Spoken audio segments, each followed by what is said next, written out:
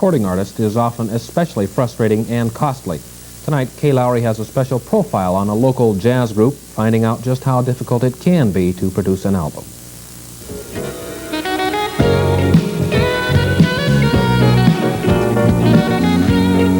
Local jazz group Cabo Frio has been playing together for nearly 2 years.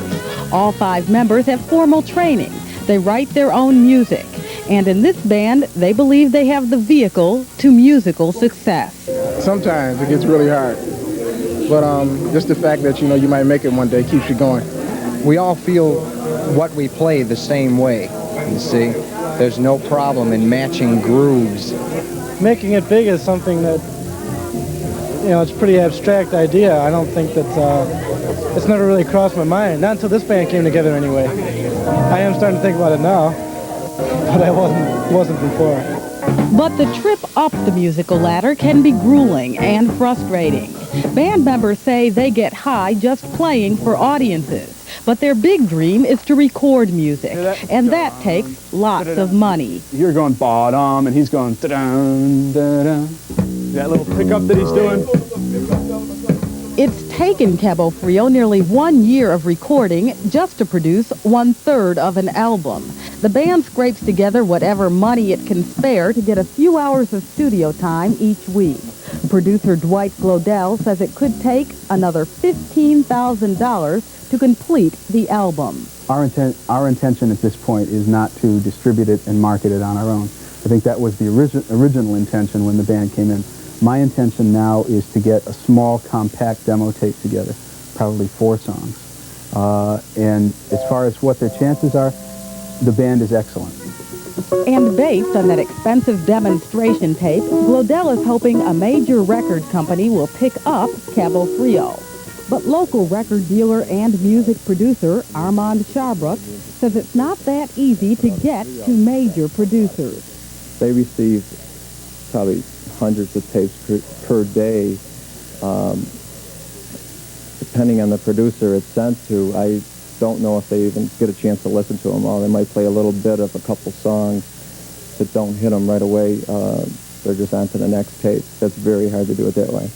They're a great band, by the way, and they, I wouldn't relish the route that they're taking because they're really selling hard sell music.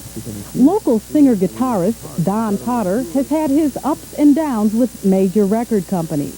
Potter says today, musical talent alone doesn't count for much. I could no more get inside the doors of CBS and get past the front desk secretary with tapes or with my guitar or with $150 cash in my hand to give her. I could no more see an executive than jump in the river. I really could not. In any record company, CBS, Warner Brothers, you pick them.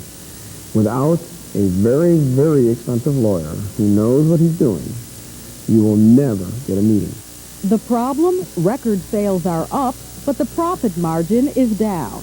This makes major record companies less willing to gamble on unknown talent. And as a jazz group, Cabo Frio is competing for the relatively small share of the market not dominated by rock and roll performers.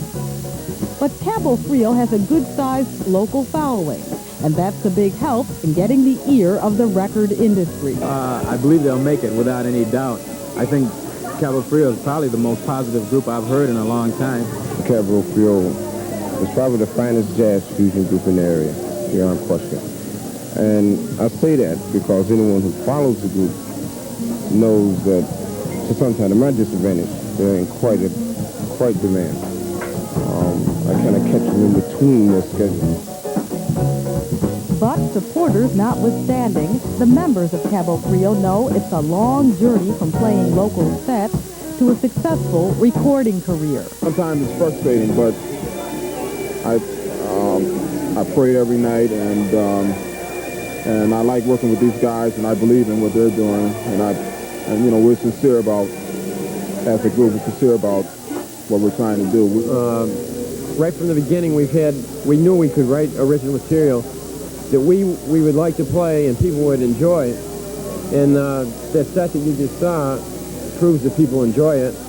And we really enjoy playing it. And that's why we started the band. It's kind of your own product, you know. You write the songs, you present it to people. Just that keeps you going, you know.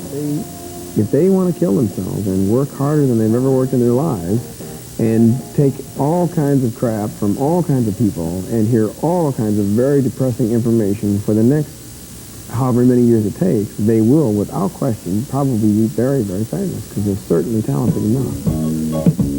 Does that rhythmic thing bother you, Terrance? Yeah, now, you know, now when we overdub us. And if raw talent and persistence count for anything, Cabo Frio is on its way.